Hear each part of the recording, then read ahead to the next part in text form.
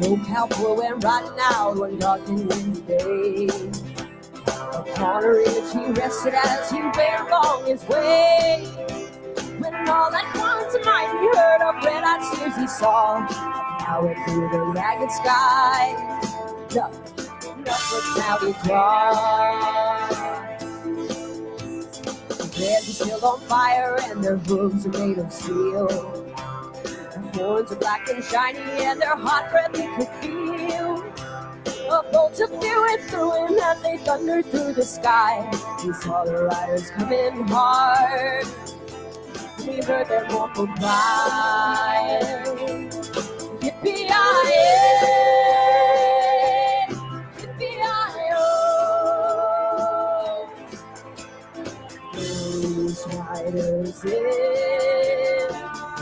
Ghost riders in the sky.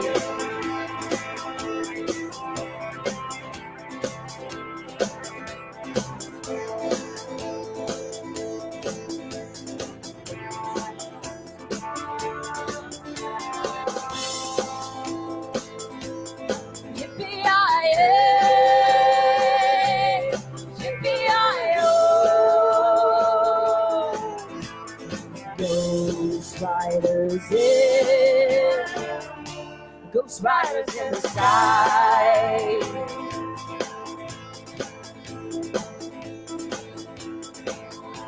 Their faces gone, their eyes were blurred, their shirts all soaked in sweat. They're riding hard to catch that herd, but they ain't caught 'em yet. 'Cause he got to ride forever in that range up in the sky.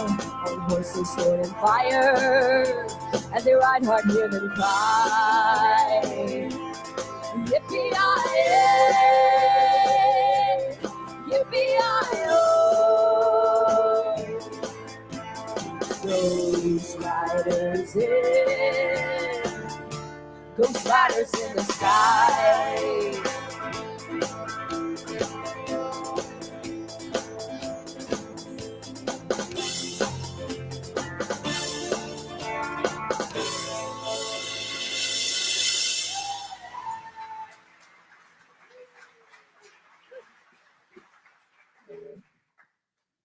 Good morning, Gateway.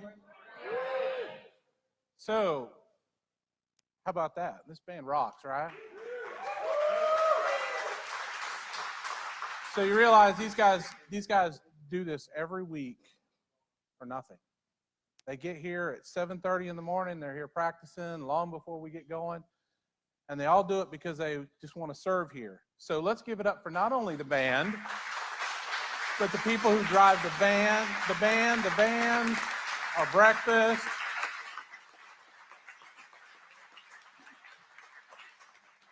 So last week you heard Pastor Brian put a challenge out there that if you're coming here week after week and you're not serving some capacity here, the challenge was to get on board. So if that's you, you want to come right over there to that connection spot after service today. There's Erica. She would love to get you signed up. So my name is Jason. I'm one of the members of the team here at Gateway Branson and Jesus Was Homeless. And we are a come as you are, but don't stay that way church. So what does that mean? Well, it means you can come in the middle of whatever you got going on in life. Doesn't matter whether you're a believer or not believer, none of that. We just want you to come and hang out with us and just kind of know that this is a safe place for you to explore exactly what God is and what Jesus is and what your next step are. So we're just really super glad you're here. So with that, on your seat, I got theme music now. Here are a couple of things that are going on. Man, they took my theme music away. At least I could have had something cool like Shaft or something like that.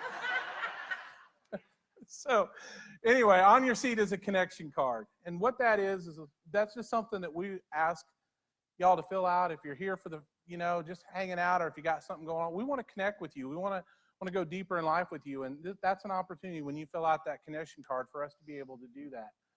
Also on the back of that connection card, there's a calendar of upcoming events. And it kind of basically shows everything that's going on here at Jesus Was Homeless in Gateway Branson. And so, but if you move on down to the very bottom section of that same connection card, you'll see a thing here called prayer requests. It says need prayer or call me. We ask you to fill those out. We have a team that every Tuesday morning, we take every single one of these connection cards and prayer requests, and we pray over them. And we love doing it. We love coming beside you and being a partner with you through whatever's going on. So please, take that opportunity. Fill that out. We'd love to pray for you. Also, there's this little card on there called Breakfast is on Me.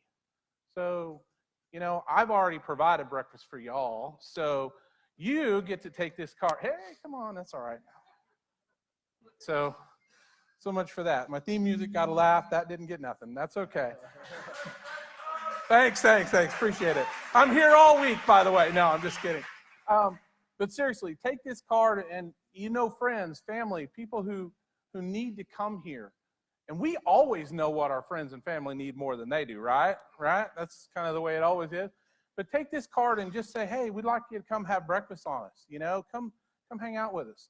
And, you know, once they get here, they'll start to realize, man, they suckered me in. Now I'm in church. And that's all right, because once you come, we're going to make you feel welcome, and we're going to make them have a great time, and they're going to want to come back over and over again.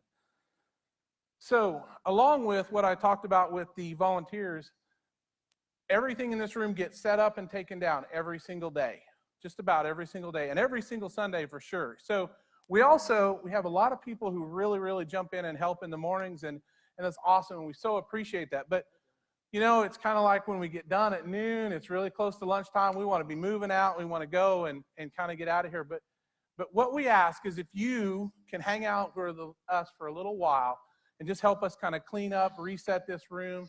We love it, we appreciate it. And if that's something that you might be interested in, after service over here, right again over at their connection spot by Erica, will be Matt, who is not in here at the moment, but he'll be over there, and he kind of oversees that whole process. So just kind of come and do that. So with that, I believe we are going to check out the video screen.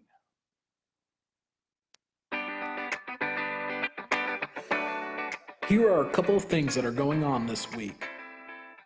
The doctor is in. If you have a cold or are feeling sick to your stomach, we can get you connected to a doctor right away. Our medical room is open tomorrow and Wednesday from 9 a.m. to 6 p.m. Your first visit is free, so why feel sick? Women, Infants, and Children, or WIC, will be signing up new individuals this Tuesday. WIC provides baby food, food stamps, and well baby checkups. Every Thursday, be a part of transforming lives into a new way of living. From 8:30 to 11 in the morning, we will be making over 1,200 meals, and we will deliver those meals from 5:30 to about 9 o'clock at night. Come and spread hope and love in our community and see lives transformed.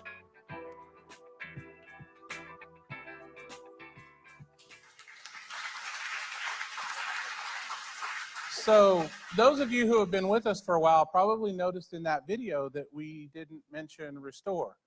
Well, that's because we're going to talk a little bit about Restore and a new thing that we got going every Tuesday night called Deeper Life. And what Deeper Life is an opportunity for us to get together, small round tables of about 4 to 5 people.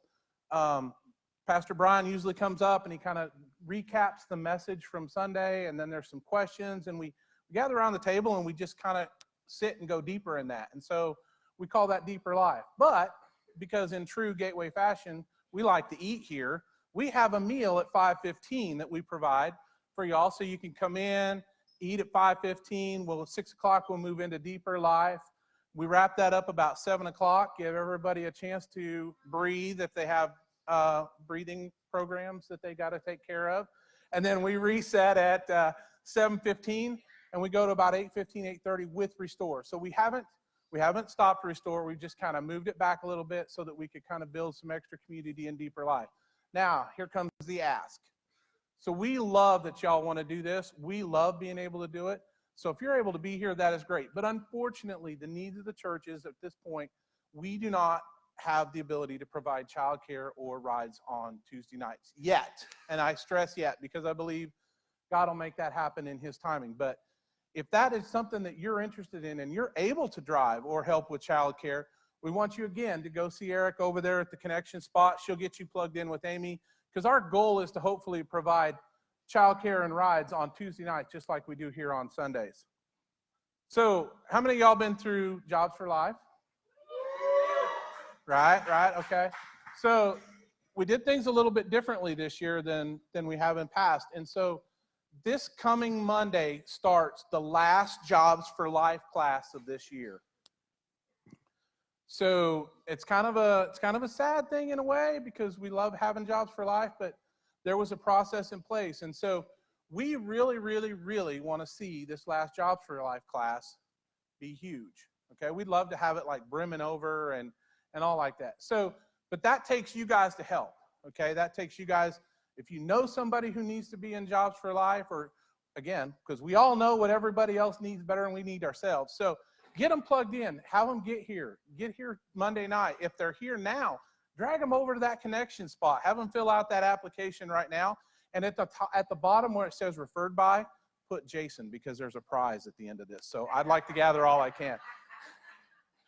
So, but the one thing you might say is, hey, you know, I've already got a job. Well, the thing about Jobs for Life, it's not about getting a job. Is that a helper? Absolutely.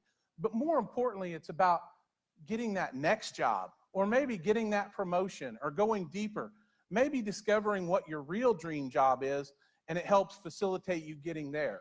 So it's not just about getting a job, it's about growing much, much deeper. So with that, I would encourage you again, don't wait. Don't say to yourself, well, I'll take the next one coming up, because there's not another one until 2020. So get into it. Don't wait. Don't hesitate. We don't want to see you miss that opportunity. And I know Ashley would love to connect with you on it. And if you have any questions at all, see her after service, and she'll hook you up, okay? Or we can see you at the connection spot. So today, y'all may have noticed we had some outlaws of our own in here today, all wearing leather and vests. I didn't get the message, so I just wore regular jeans and dress shoes. I'd at least put my work boots on. But anyway, we got CMA group here, and yeah, absolutely, you know, give it up. I mean, they do a ton. They do a ton for our community, and you know, the surrounding communities as well. So with that, I'm going to bring up Rick Diamond. We all know Rick.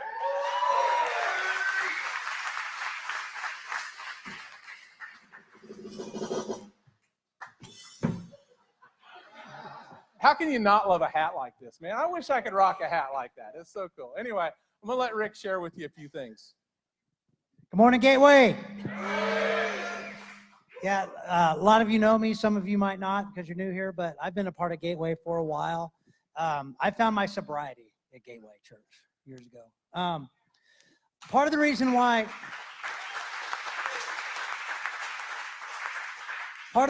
you don't see me as much as I used to is because I'm a member of Christian Motorcyclists Association, and I am out and about with my chapter visiting other churches like we're doing here.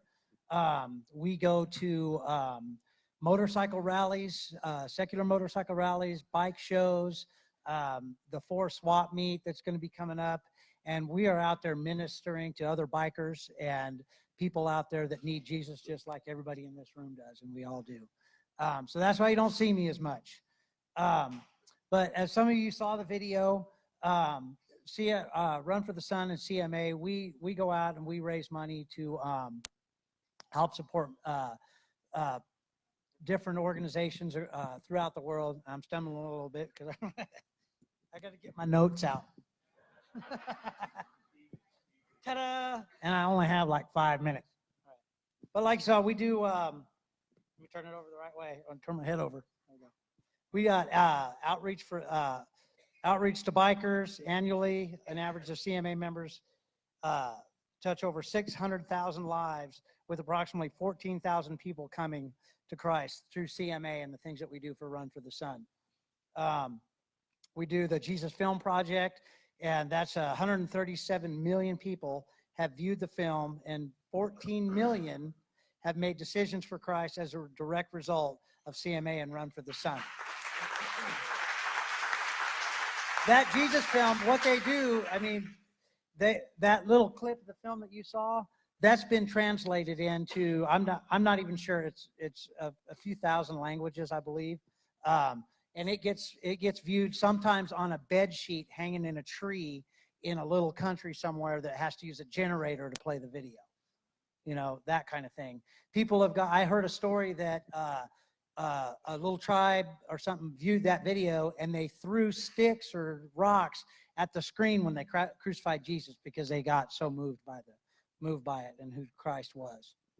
Then we've got, for transportation, CMA has placed more than 6,500 motorcycles and 6,800 bicycles, in addition to boats. You've seen that on the video. And yes, there's even a camel. We even provided a camel for missionaries overseas to be able to get around and help people out and minister to people. And then through Open Doors, we provide Bibles to places where people, they can't get Bibles.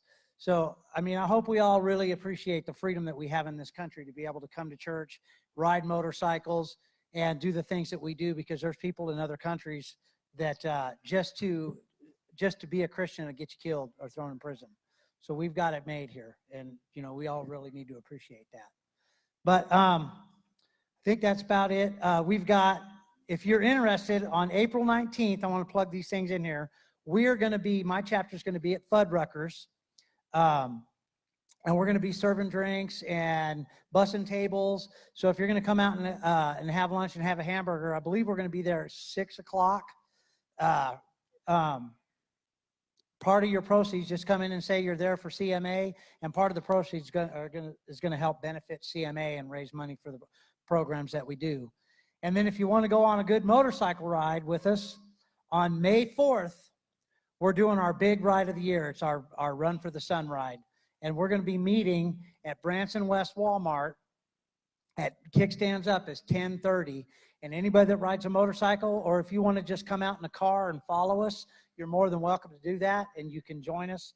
And we're going to be riding up to Eureka Springs, and we're going to meet at the cross at noon. We're all going to circle up and pray, and then from there we're going to take off, and we're going to go have some lunch and just fellowship and ride on.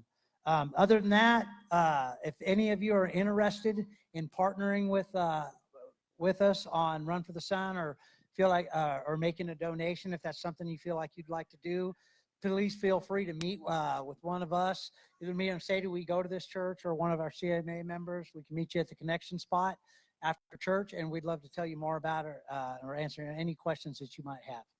Thank you very much. Thanks, Rick. You know, I feel a little bit better now because he said that you could follow along in your car. Because, see, I don't ride. Donna said I'd do bad enough with four wheels, let alone two. So, but hey, really seriously, guys, if you ride, man, get in touch with them. They got a great ministry going on. So, and it's an opportunity. And for those of you who do ride, I know you take every opportunity you can to ride. So it makes sense. So we are continuing our series on Outlaws, as you can tell. And today, our own Pastor Brian is going to be talking about the prophet Jeremiah. But before that, we're going to hear one more song from the band.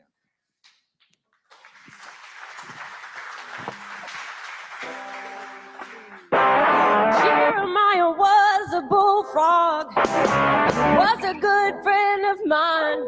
He never understood a single word he said, but he always dressed real fine. And we always had a mighty fine time.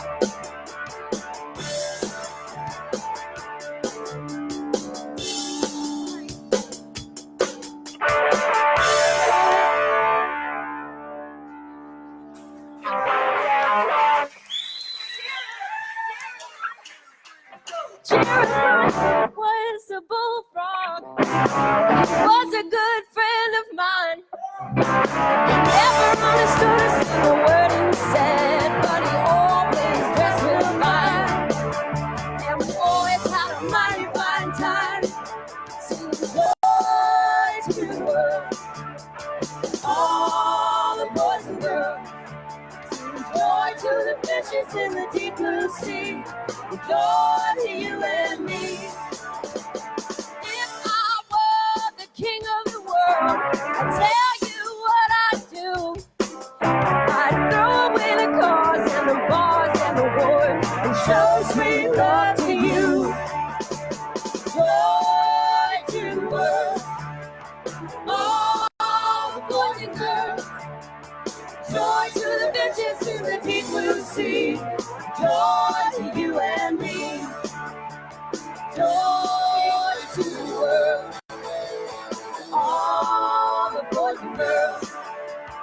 Joy to the fishes in the deep blue sea. Joy to you and me. Joy to the world. Oh, boys and girls. Joy to the world. Joy to you and me. World. Oh, boys and girls. Joy to the fishes in the deep blue sea. Joy to you and me. Joy to the world. Oh, boys and girls.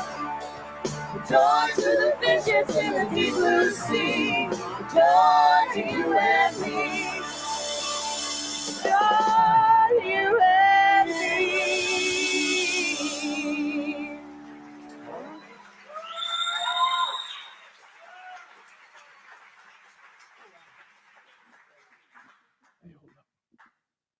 All right. Y'all who don't breathe. Well, then don't breathe.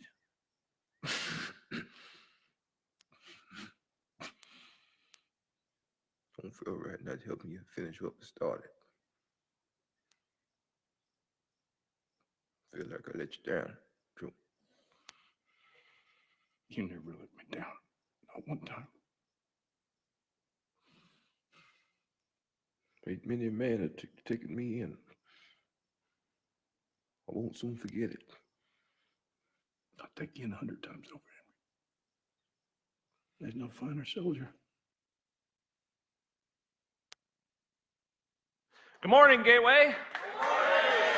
Hey, I'm Brian. I'm the campus pastor here. And despite what Tori and the band just told you, Jeremiah was not a bullfrog, nor was he a cowboy, but he was an outlaw. We've been in this series the last 3 weeks called Outlaws, and we've been looking at these outlaw prophets in the Old Testament of the Bible. And today we'll be looking at the outlaw prophet Jeremiah. If you're just joining us in this series, you can get caught up by going to our Facebook page or our gatewaybranson.org website and watch the past 3 messages on the other outlaws that we've covered: Moses, Isaiah, and Daniel. If you have a Bible with you today, we're going to be looking at a lot of scriptures, which are writings from God that just direct us and guide us. They foretell of things to come and prove that God is real and that he is the one true God and that he's for us and not against us. The Bible actually consists of 66 different books with chapters and verses.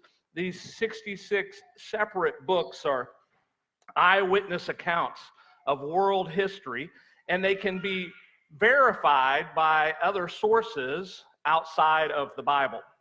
The Bible's broken up into an Old Testament and a New Testament. Jeremiah, that we'll be looking at today, is in the Old Testament of the Bible, and that's really just about life before Jesus came to earth. And then there's the New Testament of the Bible, which is about life after Jesus came to earth. If you don't have a Bible, we want to give you one today for free. We'll have free Bibles over here at our connection spot after church, and you can just grab one of those, take it home with you. It's an easy-to-read Bible. It's yours to keep. If you're not a reader, you can actually download our Gateway Branson app, and in that app, there's a link to a Bible that will actually read it to you. So you can actually have the Bible read to you if you're not a reader. If you don't have a Bible today, it's not a big deal because I'll put all the verses up here on the screen. Now, you would think that by having a series on outlaws, that it would be a little bit more impactful if we actually had somebody that was an outlaw teach this. But you see, some outlaws are either good or extremely lucky at not getting caught. I was extremely lucky. See, I didn't become a true follower of Jesus until 2004 at the age of 37. So I had many years of doing outlaw things prior to that. But my only real close encounter of getting locked up was in 1988, shortly after I moved to Branson. And it's not really a very exciting story, so I'm sure you don't really want to hear about it, right? Yeah, we do. All right, if you insist. So I moved to Branson in December of '87, and I didn't really know my way around that well. I didn't really know the back roads too well, but I did know that if you were downtown Branson and you wanted to get up to the Strip, you could take Cliff Drive, and it would avoid all that traffic. Now, this is prior to when they put the stop signs in and all the speed bumps. So one day in the spring of '88, I was coming up over the bridge on Cliff Drive, and I passed a Branson police officer. I may have been going slightly faster than I was supposed to be going, although this is actually still in dispute today, so. But in my rearview mirror, I see him make a U-turn. So I immediately put my Pac-Man skills into action and began turning left and right on every block that I could find in an attempt to avoid the officer. I mean, in looking at the lovely neighborhood. Not being that familiar yet with the Branson neighborhoods, I made a tactical error, and one of my turns, I came out right in front of the officer.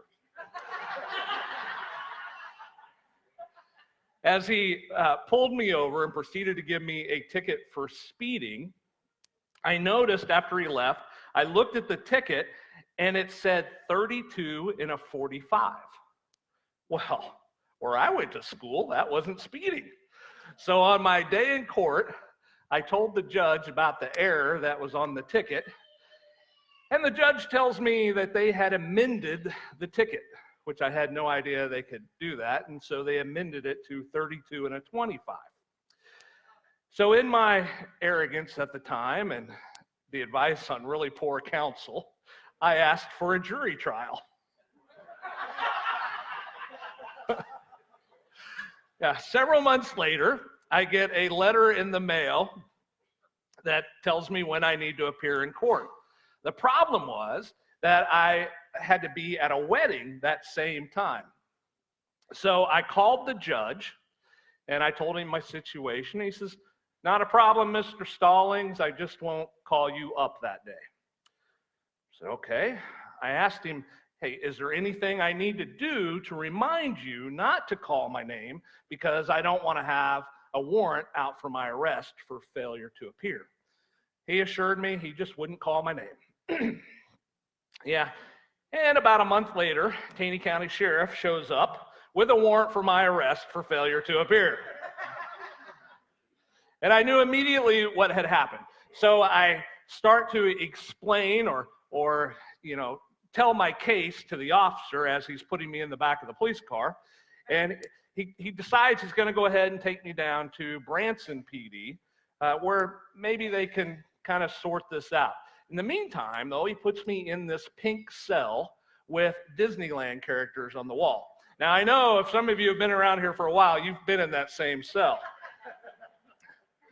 But here's the problem. The problem was it was 4 o'clock on a Friday afternoon. They couldn't reach the judge because he was out playing golf, and we didn't have cell phones back then. So I'm sitting there for a couple hours just wondering what I'm going to be doing. Finally, by 6 p.m., they get a hold of him, and I was released from the pink Disneyland cell. Now, here's where I get lucky. The lucky part of this story is that had it been about 8 p.m. when the warrant was served, there's a pretty good chance I would have been highly intoxicated and probably behind the wheel. So as an outlaw, I was extremely lucky that I just didn't get caught. So throughout this series, we've been trying to give you really a better understanding of some of the really profound outlaw prophets from the Hebrew Scriptures, or what we know as the Old Testament. And a couple of weeks ago, I explained that before God sent Jesus down to earth to be a living example for us as mankind, he would use ordinary, messy people like you and me to be prophets. And a prophet was someone that would have a conversation with God. They would write down what God said to them from that conversation, and then they would share that with the people in the land. Prophets were not very popular people. Often, God would be sharing with them that the people of the land needed to turn away from their evil ways and turn back to God. Their sin and just the stuff they were doing outside of God's will. Things like sex out of marriage, putting material things in front of God, worshiping idols like drugs and alcohol. And like I said last week, things we don't do today, but they did back in the time of Israel. But the prophet would also then share about the consequences of that behavior. That God was going to remove his protection from them. That he would allow invading armies to come into their land. That he would allow plagues and sickness and other bad things to happen to them in hopes that they would turn back to him. There would be consequences for their actions. And so because of this, prophets became outlaws for speaking the truth about those things to the people because they didn't want to hear that stuff. So today we're looking at the outlaw prophet Jeremiah, and the book of Jeremiah is 52 chapters long. So sit back, relax. We're going to be here for several hours. No, but it is 52 chapters long, so we're only going to scratch the surface of this incredible life of Jeremiah. And what we'll be able to cover in this conversation will probably raise way more questions than it will answer. And so, friends, I would really encourage you right now, well, not right now, but after I get done talking, to jump into the book of Jeremiah and read it for yourself. So I want to start by answering a question that is often on our minds when we dig into the Old Testament or these ancient passages. And that is, so what? What in the world does Jeremiah's story and his warnings to ancient Israel, 500 years before Jesus even came, have to do with our lives today in Branson? Well, Jeremiah is most commonly known as the weeping prophet. How would you like to have that for a nickname? Especially as a guy, right? You're the weeping prophet. He's called the weeping prophet because he is God's last hope to turn the people of Israel's hearts back to God. But as we've learned the previous 3 weeks in this series, their hearts stay hardened towards God, and they refuse to turn back to him.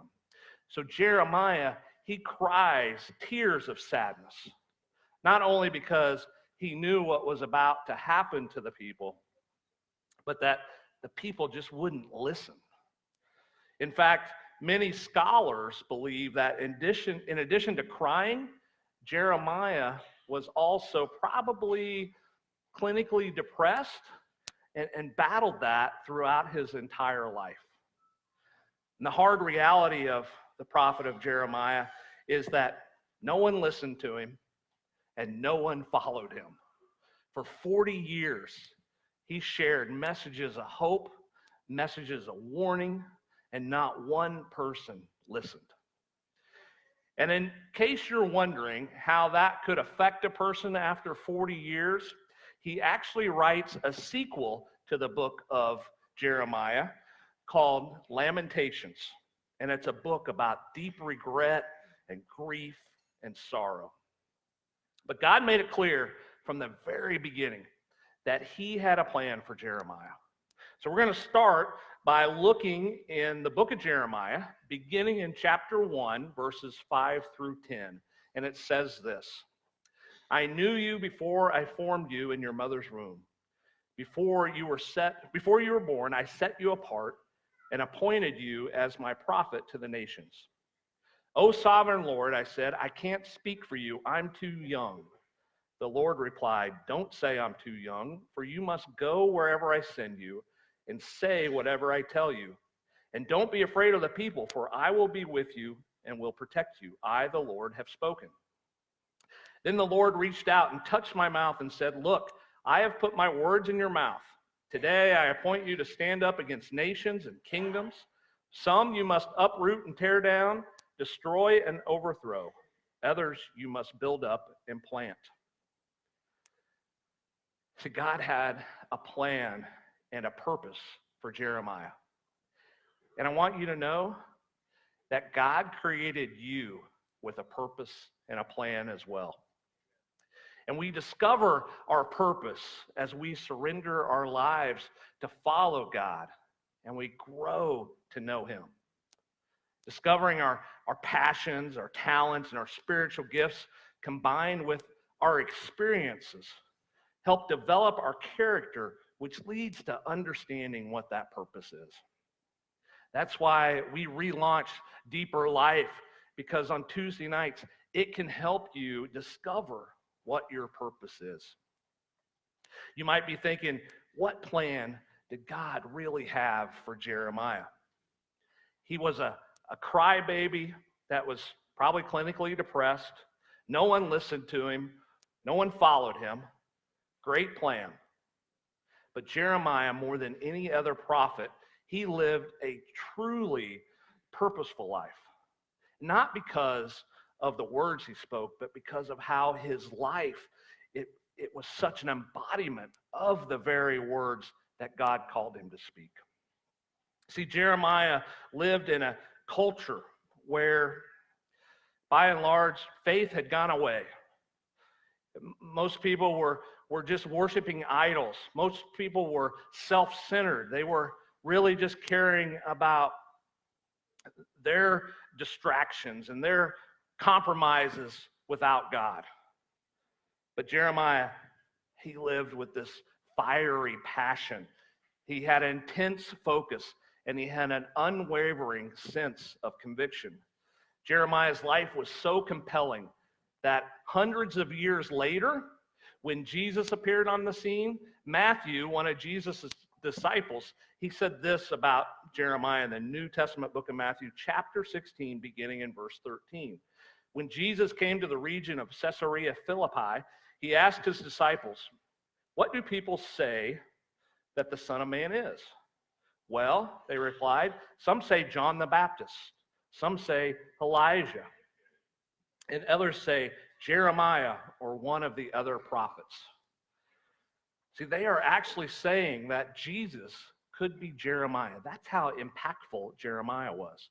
His collection of writings are so significant and so extremely relevant for our lives today, but they are actually the least talked about and taught on in modern church settings. Now, probably one of the reasons for this is this reality that Jeremiah, he doesn't deliver happy messages. I want you to know that I'm very aware that some of you are here today and we all come from different circumstances, but some of you are here today with lots of questions. And you're just checking out this whole God stuff and you have lots of doubts. And I get that. In some cases, it comes from actual experiences you've had in the past where maybe you've been burned by church or been hurt by some religious group. In other cases, maybe you don't see the difference between somebody who calls himself a follower of Jesus and someone that is not.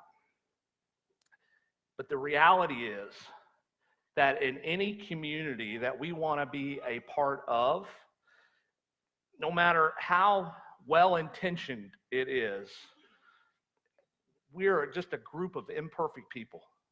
And when we bump up against each other, we're in the blast radius of all of our brokenness and failures. And I say this because so many of these failures that we see in the church today are the same failures that they saw in the church, or at least in the Hebrew times of ancient Israel, that Jeremiah was experiencing. And that's why they received So many strong reprimands and warnings from him. See, Jeremiah, he doesn't deliver a happy message, but nevertheless, it's a message that contains incredible hope for our lives. The book of Jeremiah, if we allow it to, will actually become a mirror that shows us our own reflection and a window into God that enables us to see him for who he is and that he has more in store for us. Throughout Jeremiah, you see a heartbreaking story of a God who pursues his people, even when they've completely turned away from him, much like today. God doesn't stop trying to pursue them. He continues to try to get them to turn back to him, to alter their course. And here's what's amazing. The God that was pursuing the people of Jeremiah's time is the same God that's pursuing us.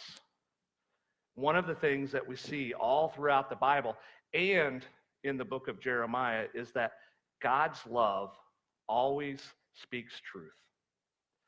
Even the first time that God sends Jeremiah this message for Israel, it's still a message that's motivated by love, even though it's a message that speaks truth at the same time.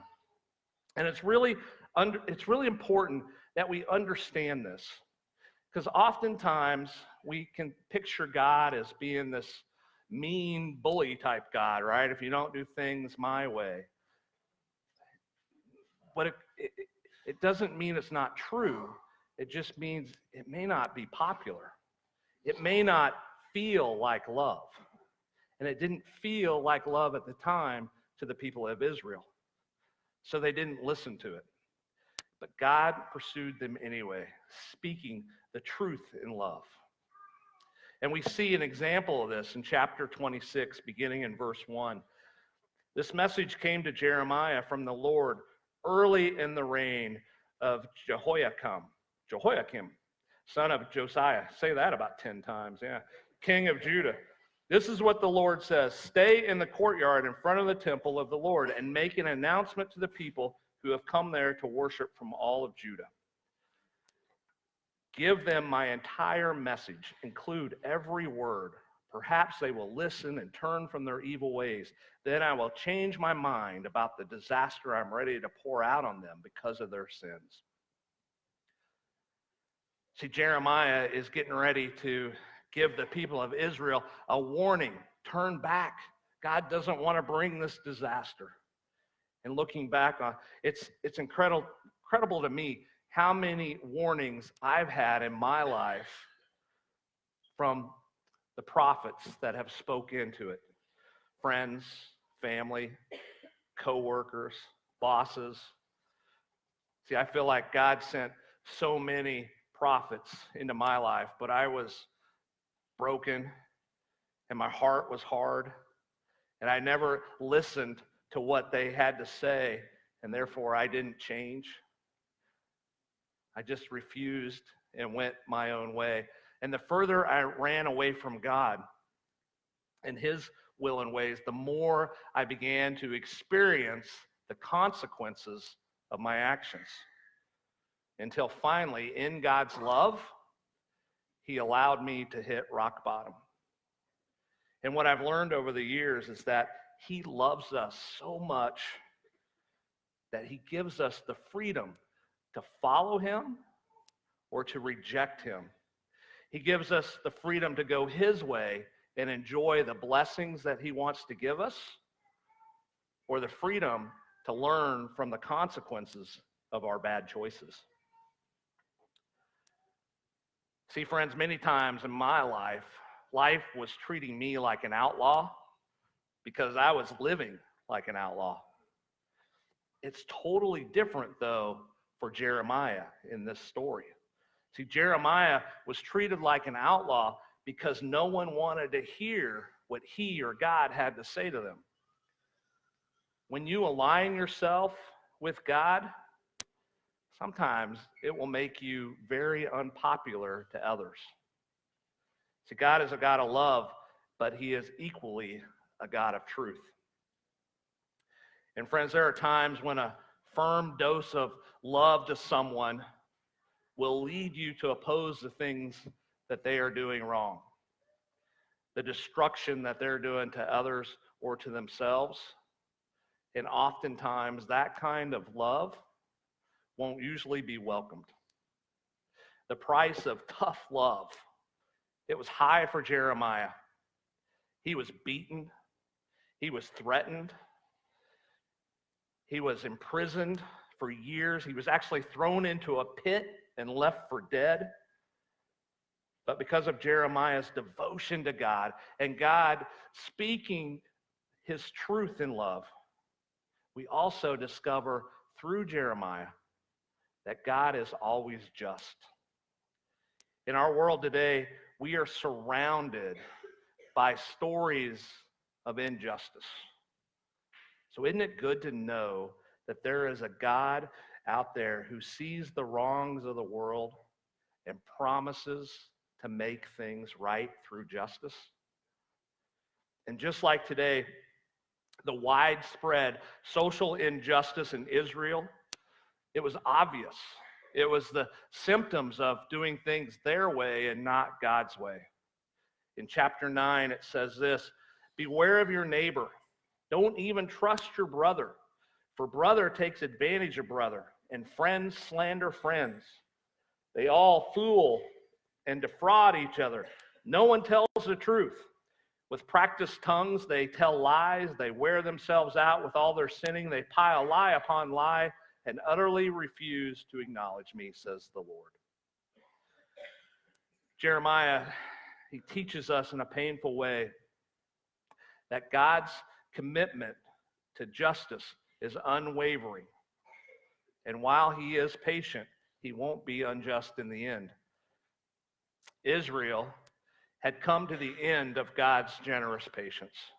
They had been warned all throughout from these outlaw prophets that we've been discussing over the last 3 weeks, from Moses, Isaiah, Daniel, and Jeremiah. They'd been warned about the consequences facing them because of the choices that they were making. And if God is truly just, at some point, these wrongs, they have to be set right again. And really, that's kind of the story of Easter. As we look forward to Easter here in a couple weeks, God's justice is clearly seen through Jesus on the cross. See, there's a tremendous amount of injustice and sin and brokenness in our world. And it also exists in us. And we think, how can God be just in righting our wrongs and yet show mercy and grace, not just to us, but to others? Well, there's only one way. It's only possible through the sacrifice of Jesus on the cross. Let's look what it says in the New Testament book of Romans in chapter 3. It says, "For everyone has sinned." That's you, that's me, all of us. "We all fall short of God's glorious standard. Yet God, with undeserved kindness, declares that we are righteous. He did this through Christ Jesus when he freed us from the penalty of our sins. For God presented Jesus as the sacrifice for sin. People are made right with God when they believe that Jesus sacrificed his life, shedding his blood. This sacrifice shows that God was being fair when he held back and did not punish those who sinned in times past, for he was looking ahead and including them in what he would do in this present time. God did this to demonstrate his righteousness, for he himself is fair and just, and he declares sinners to be right in his sight when they believe in Jesus." See, the cross of Jesus reminds us that God is both just and grace-giving, which is what Jeremiah is all about. It's the whole theme of that book. See, God will allow our rebellion and our sin to impact our own life. He will stop protecting us, just like he stopped protecting Israel from the consequences of our actions. He will allow our lives to be disrupted and uprooted. He will allow us to hit rock bottom, just like he did with me. But that is where God's seed of hope is planted. See, God plants hope in the midst of our sadness. And this is so important because when I try to think about Jeremiah and to put myself in his shoes, he was beaten, he was threatened, he was imprisoned, all for God. And if that was me, I would have questioned if God really had the best in mind for me. You know what I mean? I mean, you're going through a ton of stuff for God.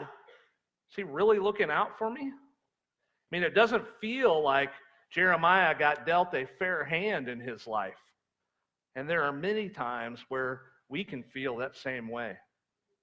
So how can we trust that God is just and can be trusted with our future, even when we see our friends or family that we love and it doesn't seem like they have a future? Because we have to have an eternal perspective. We have to look at the long game. And for many of us, we allow the struggles in our life or the struggles of the people around us,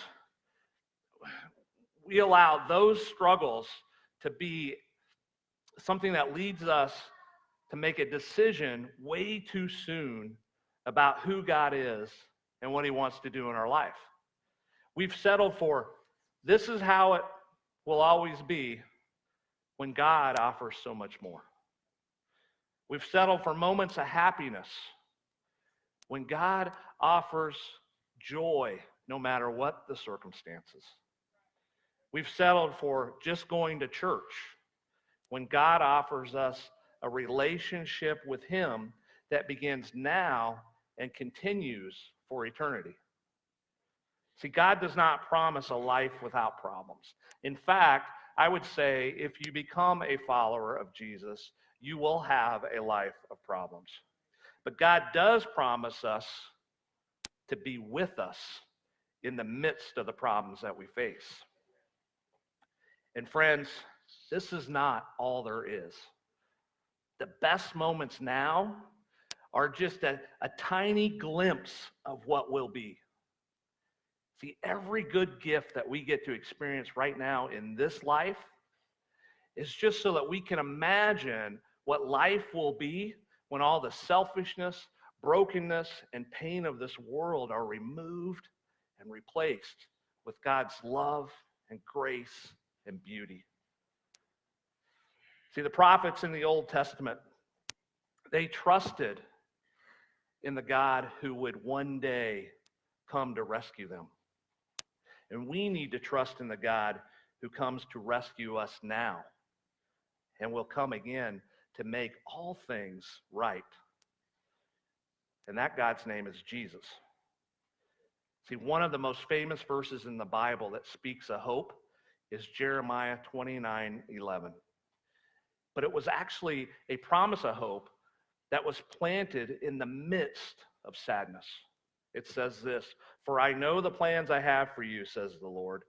They are plans for good and not for disaster, to give you a future and a hope." See, there will be moments of loss and grief for all of us. We'll experience the pain of injustice.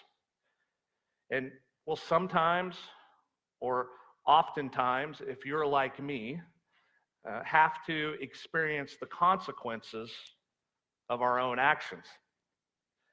But I assure you, friends, God is at work.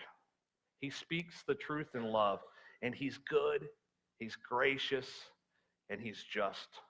And he's given us promises just like Jeremiah 29:11 to hold on to. Promises that will lead us through in the midst of our battles. And like so many of you, I've dealt with pain and struggles. And like Jeremiah, I sometimes battle with anxiety and depression, and I hate it. I've experienced deep loss in my life, and I still hurt and still mourn for those moments and those people in my life. But I'm also grateful for those experiences because I know God was with me through them. And because of that, I know he can be trusted, and I know he's good and that he's loving. See, the band's going to come up here, and we're going to sing some songs to God and about God and for God. And you can sit, you can stand. We'll put the words up here on the screen. So much of the Old Testament is filled with people really pondering and asking the same question that many of us have today. What is God like? Is he this mean ogre guy, or is he really this God of love? So what does God do in response to that question? He sends us Jesus. If you want to know what God is like, look to Jesus. He loved us so much that it drove him to the cross to die for you and me. And even now, after that, he's still pursuing each one of us. No matter how far you might feel from God today, no matter what you've done in your past as an outlaw or what you could ever do, in his love, God is still pursuing you. As you listen to these songs, talk with God in your head or in your heart and ask him to plant a seed of hope in you. If you want somebody to pray with you about that, there's going to be people over here to my left and right that would love to pray with you about that seed of hope being planted. And if you're choosing Jesus for the first time today, tell them so that they can just talk you through that, so that they can pray with you. We don't pass an offering bucket here. This is just our gift to you. We're just glad that you're here. If Gateway's your church home, we give out of the gratitude of all that Jesus has done for us in our own life. And when we give, we're able to reach more people who don't yet know who Jesus is. So we have buckets in the back. We have giving stations set up back there. You can go online at gatewaybranson.org and you can set up a recurring gift. So as the band plays these songs, do some business with God.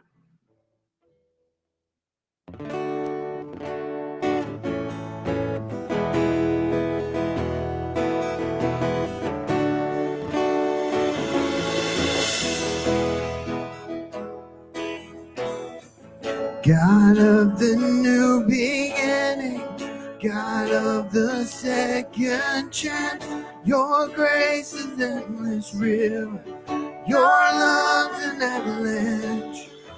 There in my darkest moment, all hope burned to the ground.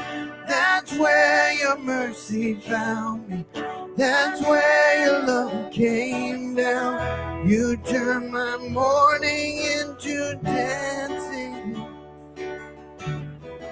You turned my sorrow into praise. You give me beauty for ashes, beauty for ashes. You give me beauty for ashes, beauty for ashes.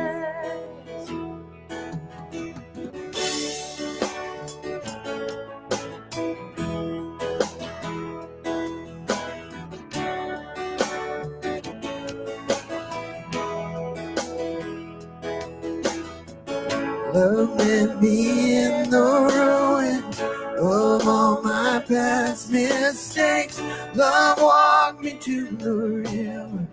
Love broke apart these chains. Love spoke a new tomorrow. Opened my eyes to see. Love washed away the sadness. Love came and rescued me. You turned my mourning into dancing. You turn my sorrow into praise. You give me beauty for ashes, beauty for ashes. You give me beauty for ashes, beauty for ashes. You give me beauty for ashes, beauty for ashes. You give me beauty for ashes, beauty for ashes. Oh, I thank you, God. I'm overwhelmed by your incredible love. You make everything new. Oh, thank you, God, for all you've done and yet to do. You make everything new. Give me beauty for ashes, beauty for ashes. Give me beauty for ashes, beauty for ashes. Oh, you give me beauty for ashes, beauty for ashes. You give me beauty for ashes, beauty for ashes.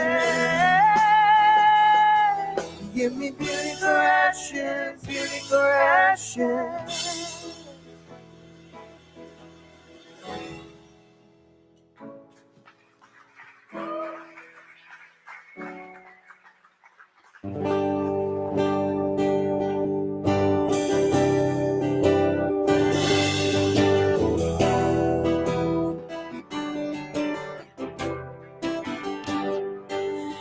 Let the king of my heart be the mountain where I run, the fountain I drink from. Oh, he is my song. Let the king of my heart be the shadow where I hide, the ransom for my life. Oh, he is my song. You are good. Good. Oh, you are good, you're good. Oh, you are good, you're good. Oh, you are good, you're good. Oh, let the king of my heart be the wind inside my sails, the anchor in the waves. Oh, he is my song. Let the king of my heart be the fire inside my veins, the echo of my days. Oh, he is my song. Let the king of my heart be the wind inside my sails, the anchor in the waves. Oh, he is my song. Let the king of my heart be the fire inside my veins, the echo of my days. Oh, he is my song. For you are good, you're good. Oh, you are good, you're good. Oh, you are good, you're good. Oh, you are good, you're good. Oh, you're never gonna let me down. You're never gonna let me down. You're never gonna let me down. You're never gonna let me down. You're never gonna let me down. You're never gonna let me down. You're never gonna let me down. You're never gonna let me down. You are good, you're good. Oh, you are good. You're good. Oh, you are good. You're good. Oh, you are good. You're good. Oh, you're never gonna let me down. You're never gonna let me down. You're never gonna let me down. You're never gonna let me down. You're good. Oh, you are good. You're good. Oh, you are good. You're good. Oh, you are good. You're good. Oh.